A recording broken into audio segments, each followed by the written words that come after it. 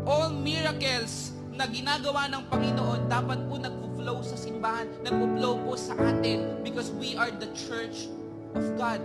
That even the gates of hell cannot prevail against the church that Jesus Christ has built.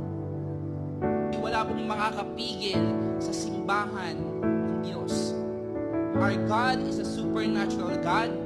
The church also a supernatural church. Therefore, the people is also a supernatural people. We are living in our flesh. We are physically alive. But in reality, we are also a spirit.